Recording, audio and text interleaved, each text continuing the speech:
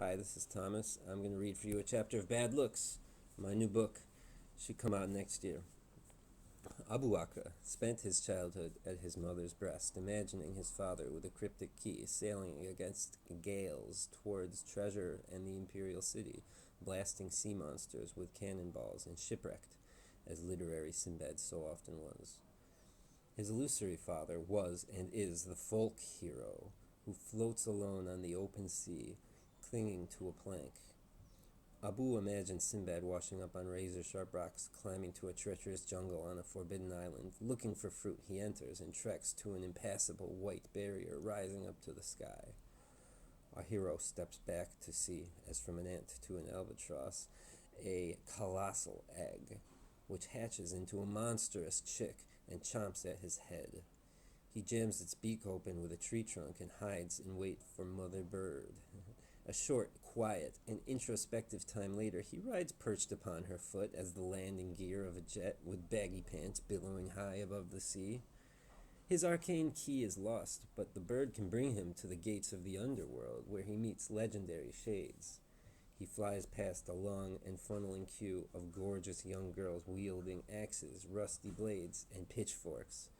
Thousands of beauties in exotic lingerie wait in line on the spiraling trail into the chasm. At the bottom, the inverted peak, frozen in place, is King Shahryar, naked but for bondage and shrieking, "Oh, 1001 late morning dreams previewed this hell." Items of unspeakable torture scatter the rocky pit. Sinbad begs the man's pardon. "O King of Muses, help me recover a lost key." Shahryar bargains back, "Trade for your firstborn." His torture has made him a demon. "Foolish king," in chorus from the harem. "Neither you, this sailor, nor Satan has any claim on souls, and you've got no keys.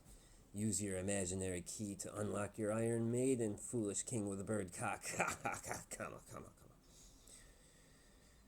Sinbad turns to leave, but King Shahryar wails, "Wait!" through fiery whiplashes. There is one who might help. Last in line, behind these spiteful spectres, if she waits, my Shahrazad holds many keys. Go, ask, but also give a message for me. Tell her to beat a drum, so that I might hear when she is near." Sinbad nods and turns away. He looks for a way out. The steed has flown the pit.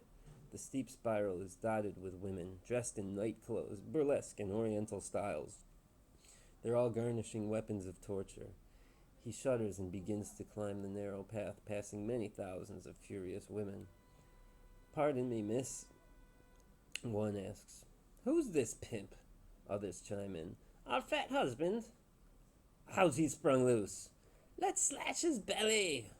Sinbad takes some accidental hits, but continually assures them, "Ma'am, I am but a traveler. Your king awaits your vengeance."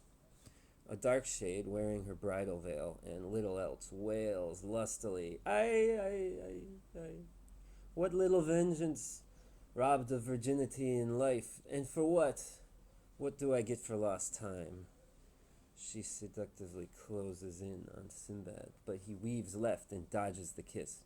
Her momentum throws her into the pit, but she transforms into a genie with a wisp of blue vapor for a bottom half. She hovers and utters a terrifying scream. "Yes'm, quite unfair," Sinbad replies hastily with his eyes on the path. He climbs and climbs out of the pit, past the violated brides and towards a sonic oasis of lyrical musings. Sinbad sees the end of the queue. The scornful wives are turned away from one of such a different nature, one with peaceful face, fair and calm eyes. She wears turquoise and scarlet garments, a saffron headdress, and plays an exquisite lyre. Sinbad and her eyes meet as she sings. "To pass the gate, take an ear, to meet your fate as you draw near. Peel the outside and cook the inside, eat the outside and throw away the inside."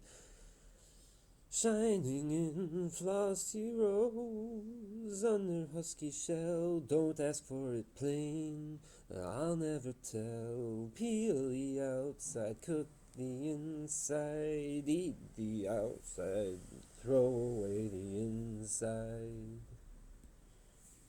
That's it. That's what you get today.